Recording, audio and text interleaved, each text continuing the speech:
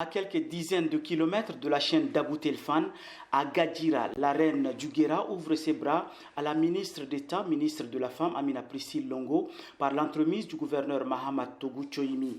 Un accueil digne de son rang en 3 actes. Acte 1, les usages protocolaires, les autorités administratives avec à leur tête le gouverneur de la province et le préfet du Guéra. Ensuite, les responsables de la sécurité et les cadres de la province à divers niveaux de l'administration centrale et décentralisée ont tous salué la ministre. Et le cortège rallie le centre-ville, accompagné par le ministre de la formation professionnelle Oumar Djimé Moussa et la secrétaire d'État à l'élevage Fatime Kodbe, tous deux du terroir. La ministre d'État est à Mongo, dans le cadre du programme national d'autonomisation économique et sociale de la femme. Et justement, en deuxième acte, les femmes de différentes associations ou groupements spécialisés pour lesquels la ministre a fait le déplacement sont sorties nombreuses pour l'accueillir.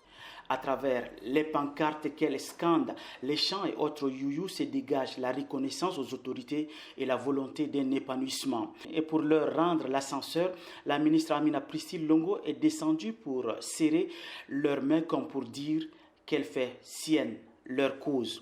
Un arrêt au gouvernorat où la délégation a eu un échange avec le gouverneur et ses collaborateurs. Autre décor, autre ambiance pour le 3e acte de cette journée de la ministre d'État, ministre de la Femme et de la Protection de la Petite Enfance à Mongo. À la tombée de la nuit, la délégation s'est rendue à la mairie de la ville. Ici, il est prévu une rencontre avec les associations des femmes de la province. Comme à l'accueil, elles ont répondu encore présentes. Le maire de la ville de Mongo ouvre le bal des allocutions et le gouverneur de la province lui emboîte les pas pour souhaiter la bienvenue à la délégation. S'ensuit la présidente de la coordination des associations des femmes du Guéra. Bref, dans ses propos, elle a étalé les besoins des femmes en vue de contribuer au développement de la province. Le ministre de la formation professionnelle, pour sa part, annonce sans embâche que son département s'engage à accompagner celui de la femme dans ses activités. Il y a un dénominateur commun entre mon département et celui de la femme. Il s'agit de l'autonomisation socio-économique de la femme. Et cette politique est le résultat de la volonté du président de la République, le général Mohamed Idriss Déby Itno, de donner à toute la femme tchadienne une vie aisée dans son milieu naturel.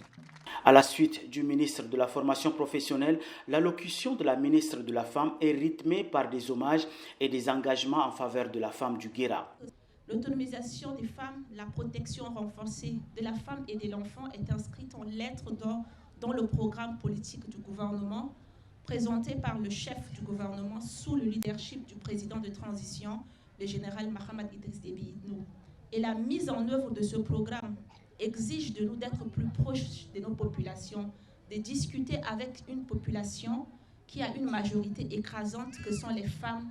Pour accompagner ce qu'elle a dit, la ministre a sur le champ remis une enveloppe de 5 millions de francs CFA à la coordination des associations des femmes du Guéra.